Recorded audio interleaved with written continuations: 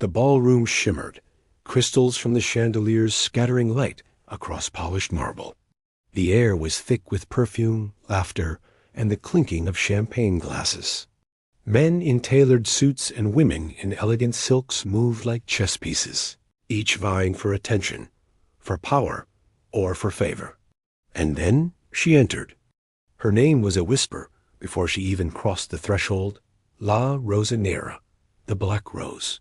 She was the kind of beauty that silences rooms, that makes conversations falter mid-sentence. Her gown was a cascade of midnight silk, hugging her figure with effortless grace.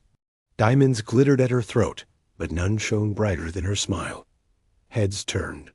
Men leaned in, intoxicated by her very presence. She moved with the poise of royalty, her steps deliberate, her gaze soft yet commanding.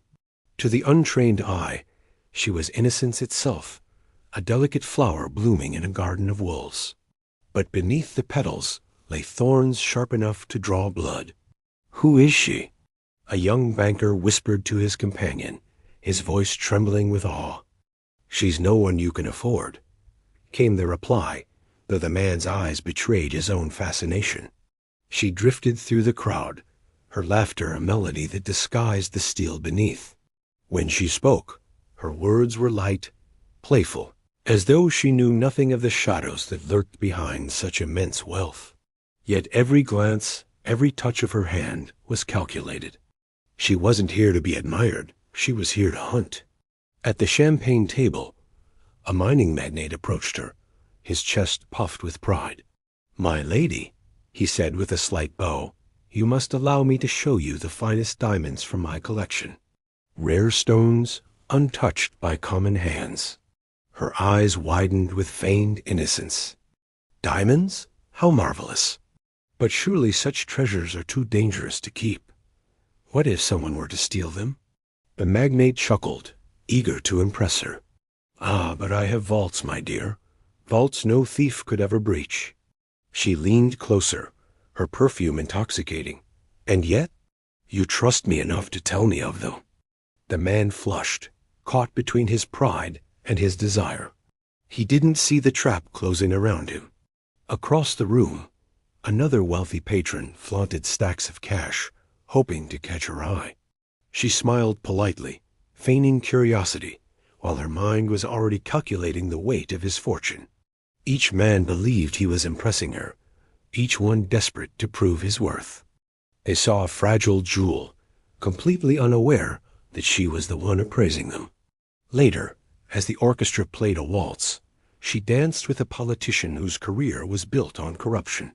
He whispered promises of influence, of power, of secrets only she could keep. She listened with angelic patience, her eyes wide with feigned naivety. But inside, she was already weaving his words into her empire. By the end of the night, she had collected more than just compliments. She had gathered whispers, promises, and invitations. Each man had offered her something: money, minerals, secrets, believing her too pure to understand their true value. They thought themselves clever, hiding their ill-gotten treasures with her. But she was the Black Rose, and roses bloom best when fed with blood and gold. As the clock struck midnight, she slipped away from the ballroom, her gown trailing like shadows behind her. Outside, her men waited in sleek cars, their eyes sharp, their loyalty unquestioned. She entered without a word, the mask of innocence falling from her face. "Did they bite?" asked her lieutenant, a scarred man with eyes like steel. She smiled, no longer the delicate flower, but the queen of thorns. "Every one of them," she replied. "They think me harmless."